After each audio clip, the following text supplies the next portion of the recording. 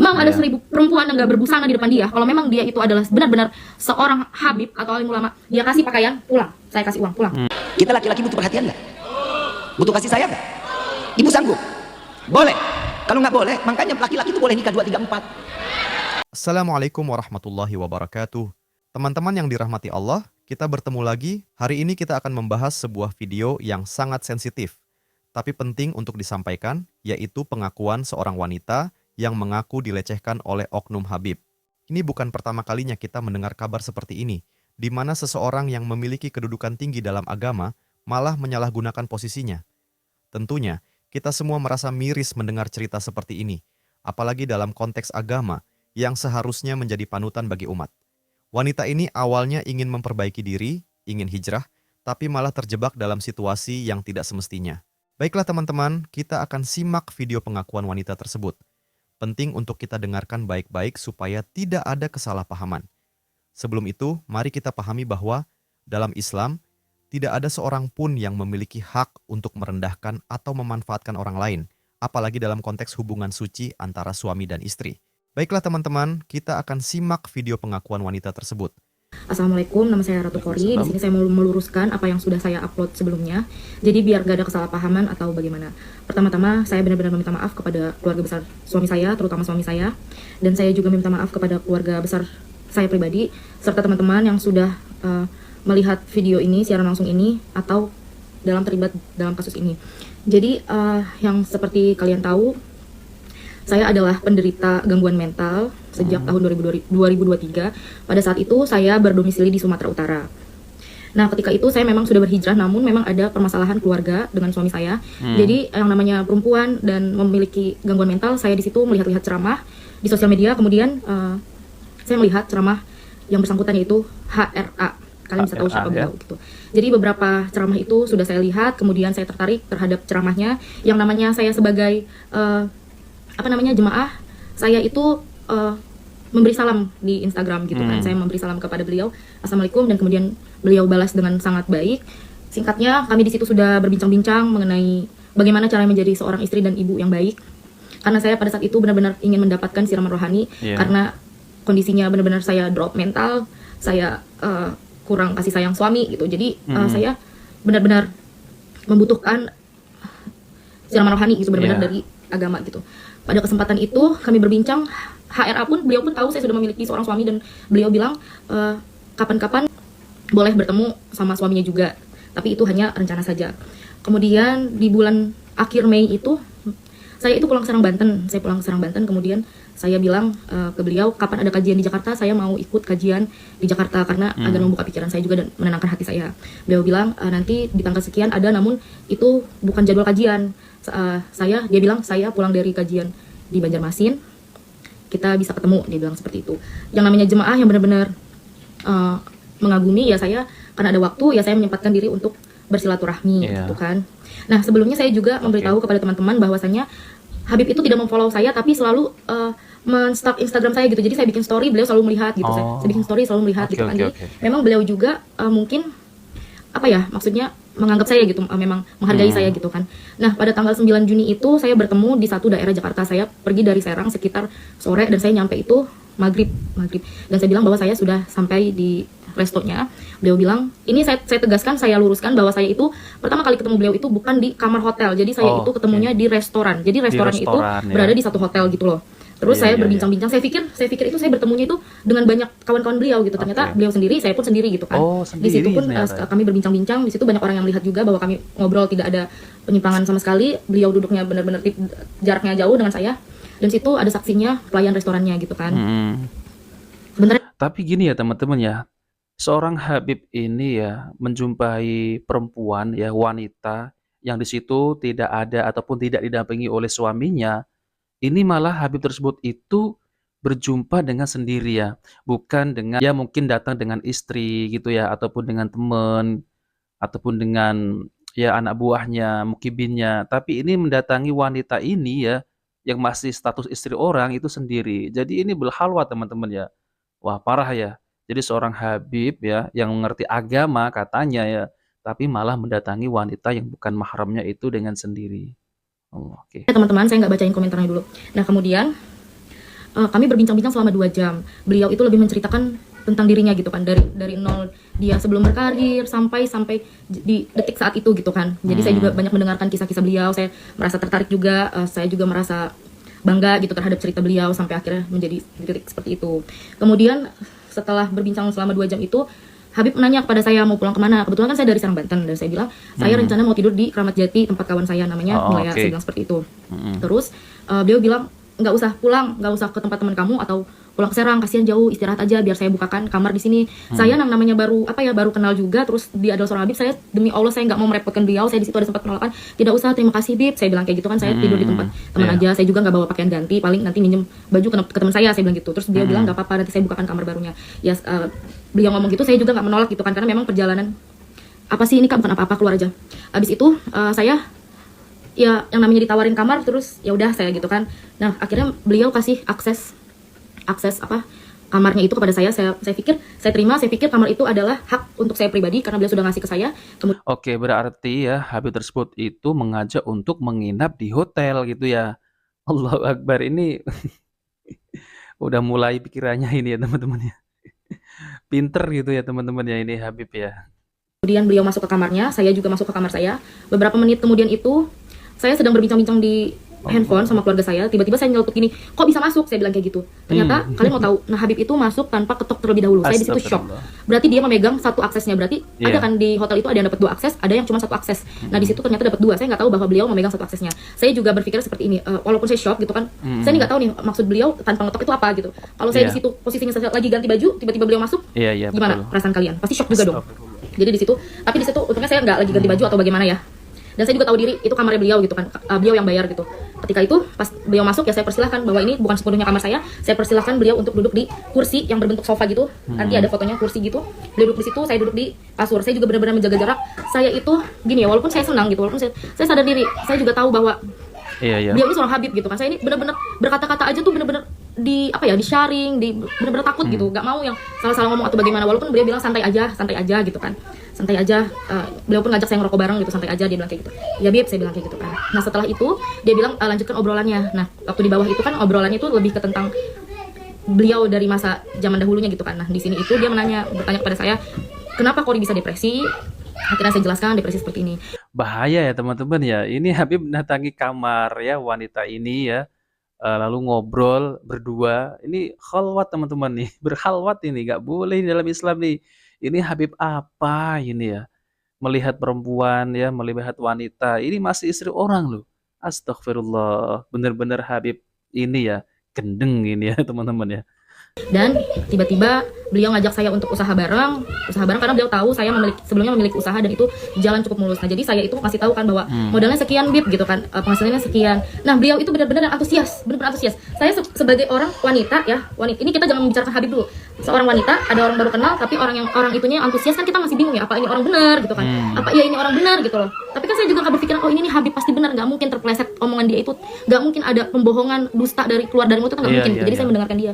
Beberapa kali dia minjem handphone saya untuk mengkalkulasikan gimana itu nanti modalnya itu, dan dia itu benar-benar, kalian tahu nggak, yang antusias banget, Kori kamu harus buktikan kalau kamu bisa, dia bilang kayak gitu, jangan stres lagi, kita usaha.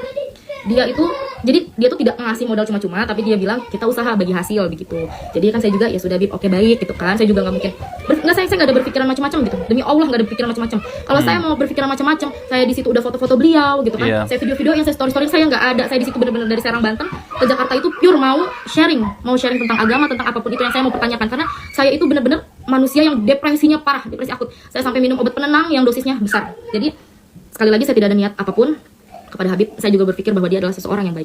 Setelah beberapa menit ngobrol itu ya, Habib menawarkan untuk gini, apa kamu gak mau peluk saya? Saya bingung. Ini bener-bener Habib apa ini ya?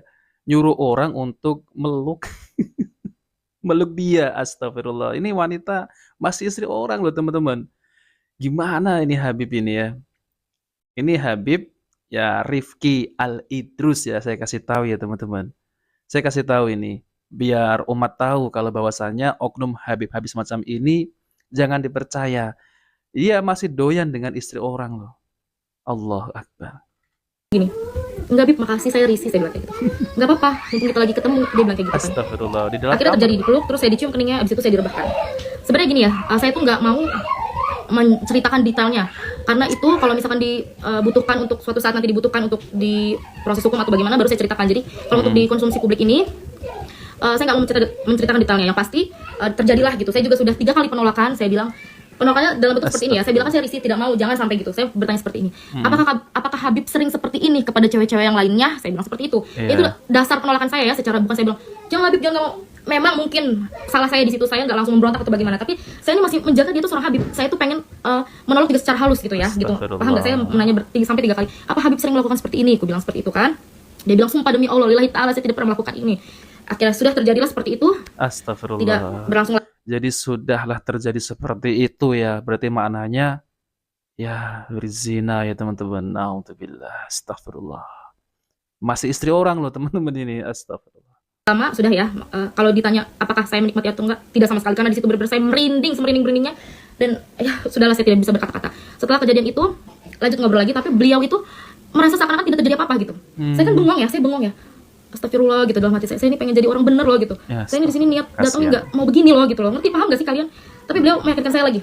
Udah Kori, mulai saat ini kita bangkit. Doakan Habib minggu depan kita buka usahanya. Ajak suamimu, dia bilang kayak gitu. Padahal aku udah bilang, aku udah gak baik-baik lagi sama suamiku, aku bilang kan. Tapi Habib bilang, ajak suamimu. Setelah apa yang dilakukan kepada saya, dia bilang, ajak suamimu. Saya sebagai orang yang sudah maaf-maafnya sudah dipakai, wajar dong saya bertanya, kenapa harus sama suami saya? Bukannya saya sudah seperti ini ya sama Habib gitu kan. Dia bilang, parah ini ya teman-teman ya. Jadi wanita ini sudah dipakai oleh Habib tersebut, malah suruh ngajak suaminya gitu ya. Ya ngajak suaminya untuk berbisnis ya. Kan semestinya kan awal mulanya ya wanita tersebut itu dalam rumah tangganya itu ya ada sedikit geseran gitu ya. Ingin hijrah, ingin memperbaiki dalam rumah tangga. Malah sudah dipakai oleh Habib. Nah, ini suruh ngajak suaminya. Ini bener-bener pinterin ya Habib tersebut ya. jangan Kori, lebih baik kamu membuka usaha ini bareng-bareng sama suami kamu. Saya mau kamu dengan suami baik-baik saja, saya juga mau baik-baik saja dengan istri saya. Saya mau di lain kesempatan saya mau ngenalin kamu ke istri saya bahwasannya kamu adalah seorang jemaah yang saya percayakan untuk berbisnis dengan saya. Beliau bilang seperti itu. Dan saya bingung, kok maksudnya gimana Bib? Kita selingkuh di belakang apa bagaimana? Ya kurang lebih seperti itu lah, kalian paham. Dia pengennya saya baik-baik dengan suami, dia pun sama istri begitu, tapi di lain waktu kalau kita berjumpa seperti itu lagi. Iya, gitu. dipakai lagi. Saya merasa astagfirullah dalam hatiku kan, tapi udahlah namanya. Di situ parah kita ini. menyerap apa yang kita dapat, tapi kita diam aja dulu karena di situ kan Habib masih baik. Dan Habib bilang saya mau ke kamar dulu, dia bilang kayak gitu kan. Nah aku pun izin, Bib, saya mau izin bahwa saya ingin ngajak teman saya untuk tidur di sini, namanya Milaya. Habib mengizinkan, silahkan untuk menemani kamu tidur di sini. Ya terima kasih semuanya. Kemudian apa namanya? Sekitar setengah jam kemudian datanglah Milaya dan saya ajak ke kamarnya. Ketika Habib tahu yang tadinya bolak-balik masuk ke kamar saya tinggal buka aja karena dia memegang aksesnya, ketika beliau tahu di kamar ada teman saya, kemudian dia langsung ketok. Saya bukakan. Beliau sempat ketemu teman saya dan berbincang-bincang juga sama teman saya, basa-basi gitu, namanya siapa? Milea gitu kata temanku kan. Kerjanya gimana di mana gitu-gitu. Ya, Milea nanti ikut aja sama Kori. Nanti Habib mau modalin Kori, Milea bisa ikut sama Kori, bisa usaha karena di situ maafnya Milea ya. Milea juga posisinya memang janda gitu kan. Jadi Habib pun kayaknya mensupport untuk itu gitu kan. Nah, setelah itu beliau berpamitan untuk pulang balik lagi ke kamarnya. Malam itu beliau pulang ke Kuningan dan saya juga mempersilahkan. Jadi malam itu sudah selesai gitu, malam itu sudah selesai.